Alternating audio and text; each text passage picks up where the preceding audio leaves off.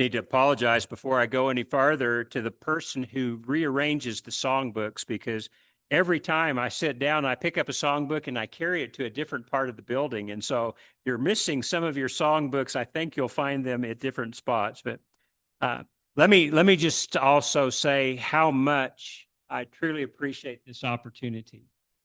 I I don't know if you have any idea uh, how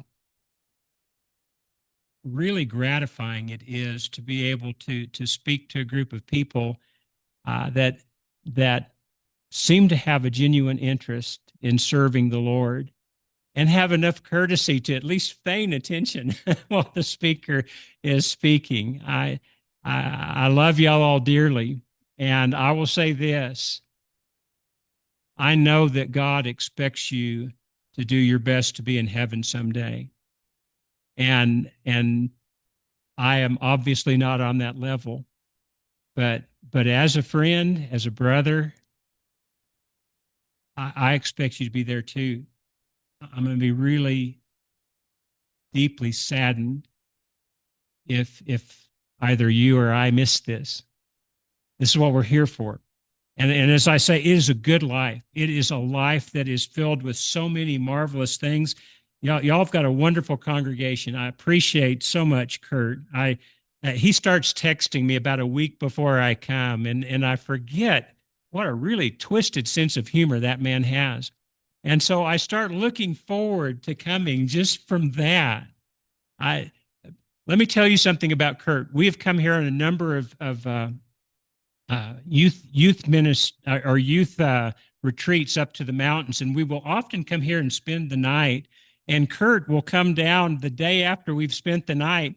I'm assuming to see if we can get our damage deposit back first and foremost, but he wants to make sure that he has a prayer with us on just different occasions before we take off. And I've just appreciated that love and compassion. Y'all are very fortunate to have Kurt and Vicky both. I know they feel fortunate to be here with you. You men who've been leading singing, from Brian the first night to Garrett the second, and then to Craig today. I just really appreciate your efforts on that. Craig, I especially appreciate the illustration that I now have that I can take other places and pretend like it's my own, though I will try and attribute it to you. But my mind's getting as such, I may attribute it to the Colonel, but we'll know who it's from. But excellent point. And I want to talk about very much that theme of surviving and thriving. How much time do you think you got left? So many of us, we spend so much time being really sad about the missed opportunities that we've had in life that sometimes it overwhelms us to the point where we fail to be productive with what time we have left. I can tell you for a fact that while the things you have done in this life have been important, the influences that you've had have been significant. I'm not depreciating that for a moment, but it's what you do from this point forward that will determine whether or not God is going to include you in heaven. His grace is extended to all creation, to every person that's ever lived. Jesus died for every person that's ever lived. But now we got to live. There are so many people that act as if it's just belief, but remember what James said: the demons believe and they shudder. I don't know exactly who the demons were. Are they lost souls? Are they fallen angels? We're not told. It doesn't really matter. We just know they're lost. And we know they believe in Jesus. We know that the demons were amongst the first to proclaim Jesus as being the Son of God, and it did them absolutely no good. They had missed their opportunity. So if you've got 75 years left, 85 years left, 5 years left, it's what you do from this point forward that's not only going to determine your eternity, but it's going to determine the eternity of those you love now and those you will come to love. And so let's talk about this. You are here for such a time as this. It's obviously taken from Esther. And if you'd like to turn over Esther chapter 4, we're going to start in verse 14. I'm just going to try and bring you up to where I'm at. I think everybody's fairly familiar with the book of Esther, but Esther was the cousin of Mordecai. Mordecai was a Jew, as was obviously Esther, who were taken in the exile. And Mordecai, I feel more comfortable calling Mordecai, so I'm going to do that. If you're reading from the King James Version, it's Mordecai. That's the way they pronounce it for some reason. But Mordecai was very careful in his upbringing of Esther because her parents had died. And there came a point through a series of incredible events that can only be described as God controlling the circumstances. Esther found herself in the position of queen of this kingdom. And so Esther is there. Mordecai will sit out at the city gate, and Mordecai does not humble himself before people, at least not people who do not deserve that type of respect. And so he didn't humble himself to a man named Haman, and Haman didn't like that. So Haman decided, I'm going to kill Mordecai, but I hate him so much, I want to kill everybody that's of his entire race. And so Haman convinced the king to do just that. And when Mordecai found out, he went into mourning. Esther found out he was in mourning, and she asked him why, because apparently the king didn't share his business with Esther, and she was secluded from that information. And so Mordecai revealed that the Jews were in danger of being annihilated, and would Esther please intervene? And so Esther sends a message back and says, I can't do that. It's against the law for me to go into the king's presence unless I'm summoned. And if I do, if he doesn't extend his scepter to me, I'll lose my life. And this is what Mordecai said. He started the statement, but in verse 14, if you remain silent, Mordecai says to Esther, if you remain silent at this time, relief and deliverance will arise for the Jews from another place, and you and your father's house will perish. And who knows whether or not you attained royalty for such a time as this. And of course, as you read the story, I believe that's the only rational conclusion you can come to. God placed Esther in that position for such a time as this. And I believe that even though Esther was just a woman, which was not a very vaunted position at the time, though she be queen, he put her in that position to do what she was created to do. And so when Mordecai, whom she loved, obviously, said that, she said, I'll do it. And if I perish, I perish. I think this is the attitude we need to have. We are so afraid of everything in life. I mentioned the other night, I finally got so tired, sick and tired of being afraid that I just decided to stop being afraid again. and when I decided that, it changed my life. We have stands to take. Esther had a stand to take that could have cost her life. You're going to have stands like that in this life. And in the state that y'all live in, I just heard something, heard it on the internet, so I'm assuming it has to be true. But they said that they had passed a law saying that if you misgendered somebody, that you could be in danger of a fine or imprisonment. Well, that'd be easy for me because I can tell if somebody's a boy or a girl usually, but that's not what they meant. And y'all know exactly what I'm talking about. Maybe, I don't know if this is just a law they're talking about or if it's something that's actually passed, but taking a stand on that. How do you do that? How do you do that and still be a faithful servant of God, an effective servant of God? It will take courage. It will also take love for the other person in order to take the stand in an attractive way.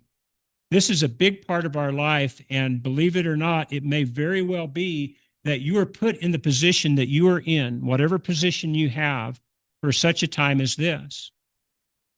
I mentioned earlier, I appreciated so much the stands that Charlie Kirk would take. I do not feel that we shared the same understanding of the scriptures in everything, and I'm not for one moment suggesting that he was perfect in his knowledge, but I do believe he was trying to be, and I also believe he was a man worthy of admiration because he would stand for difficult things when very few other people would stand, and he got killed for that.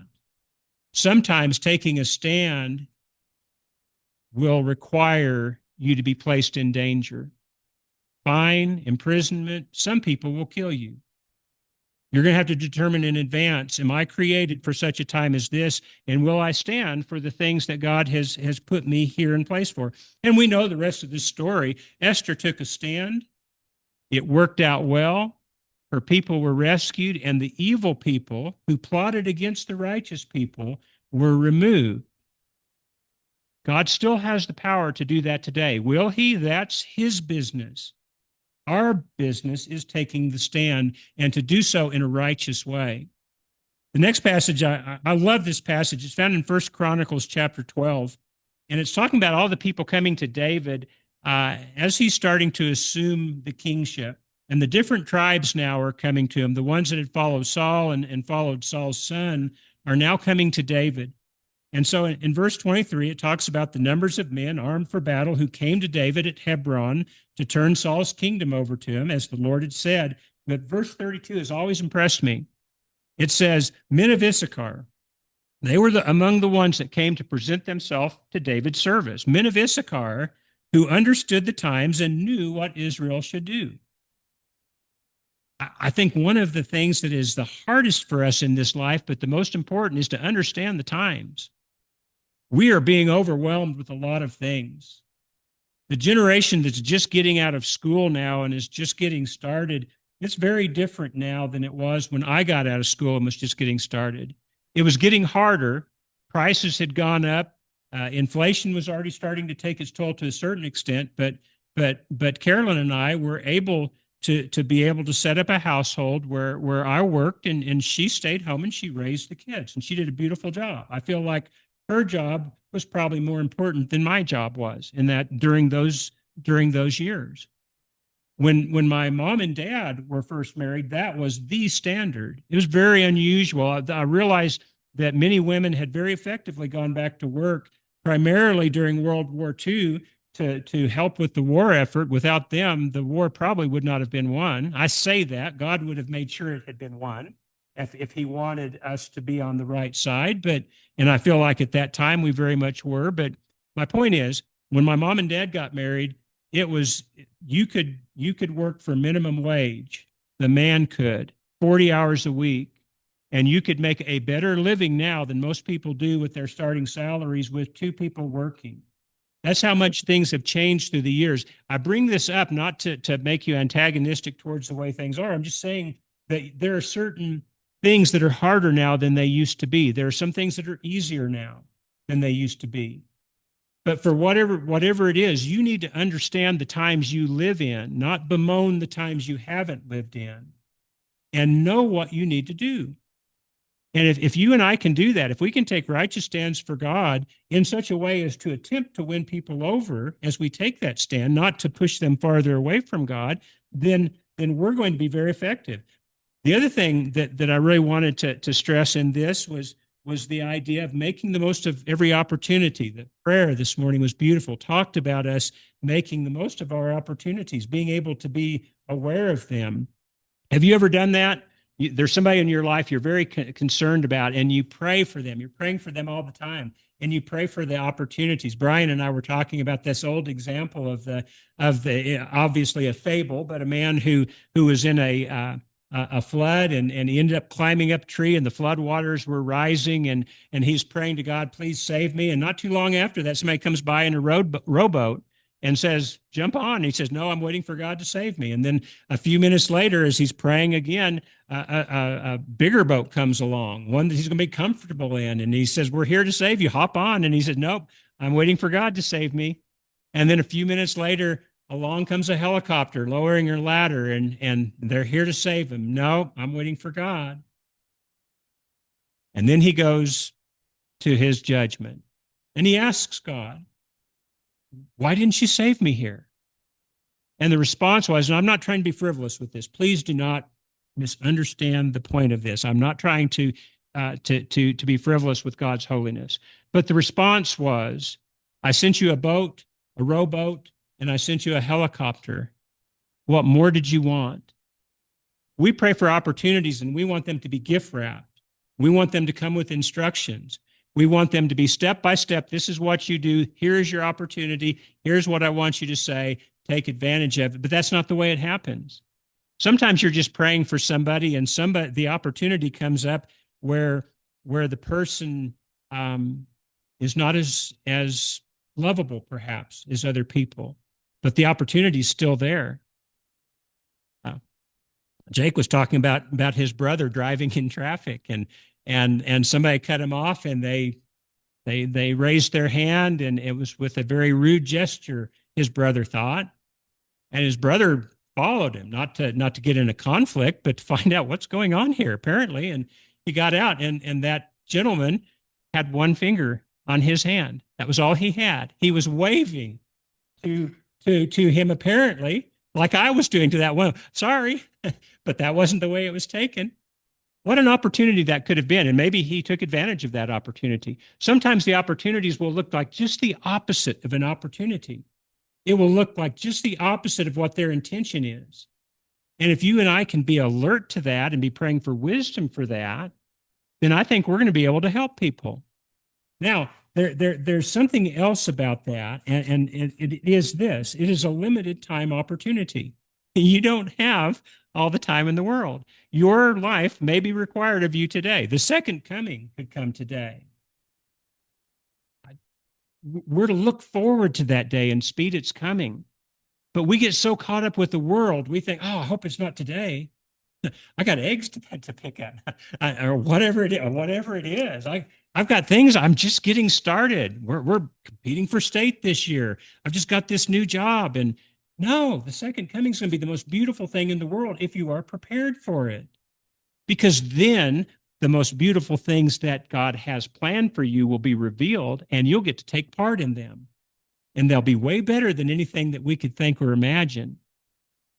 But your life could be required. Are you prepared for that? I'm not saying are you deserving. We know what we deserve. But are you in a covenant position with God? Have you not only sought the word out for yourself, but have you studied it and made sure of it? Have you believed it? Have you confessed it? Have you repented of your sin?